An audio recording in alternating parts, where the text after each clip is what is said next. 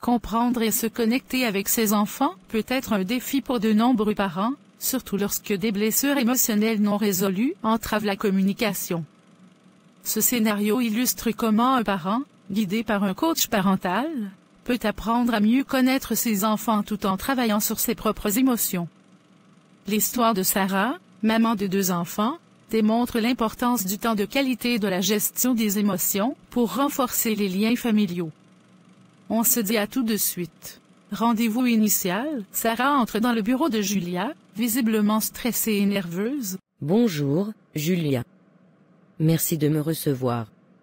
Je ne sais plus quoi faire avec mes enfants, surtout avec Alexandre. Il est si distant ces derniers temps. Bonjour Sarah, c'est tout à fait normal de ressentir cela. Nous allons travailler ensemble pour comprendre ce qui se passe. Pour commencer, peux-tu me parler un peu plus d'Alexandre? Alexandre est un enfant intelligent, mais il semble s'y déconnecter parfois. Il ne parle pas beaucoup de ce qu'il ressent et je me sens souvent impuissante. Je comprends. Il est essentiel de comprendre que chaque enfant est unique et a sa propre façon d'exprimer ses émotions. As-tu essayé de passer du temps seul avec lui, dans une activité qu'il aime? Pas vraiment, nous sommes toujours si occupés. Cela pourrait être un bon point de départ. Passer du temps de qualité ensemble peut aider à renforcer votre lien. Allons plus en profondeur pour élaborer un plan. Élaboration d'un plan. Sarah, je veux que tu essaies de consacrer au moins 30 minutes chaque jour à une activité que ton fils aime.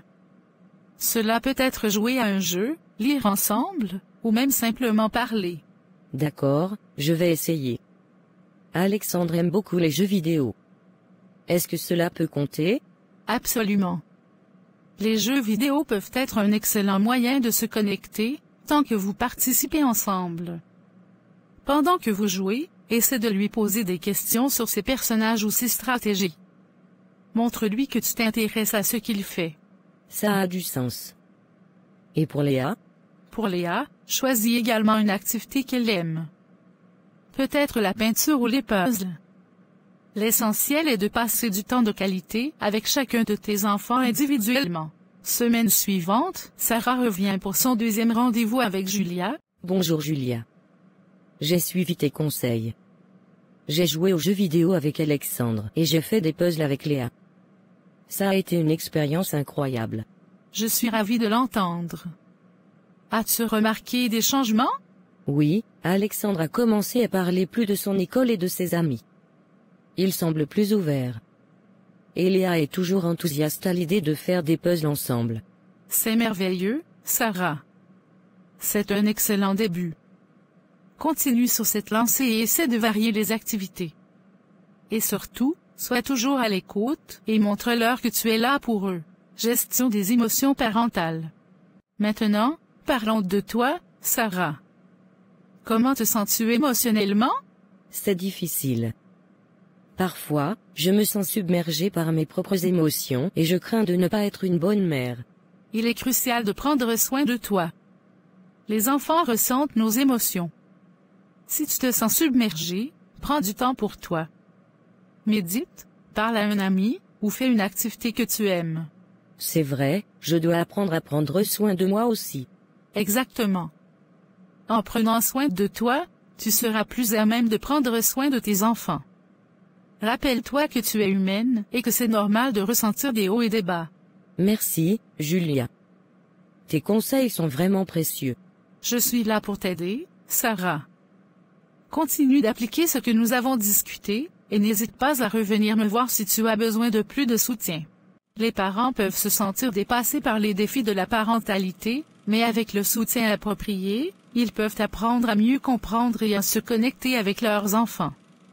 Le parcours de Sarah montre l'importance de la communication, du temps de qualité, et de la gestion de ses propres émotions pour créer un environnement familial harmonieux.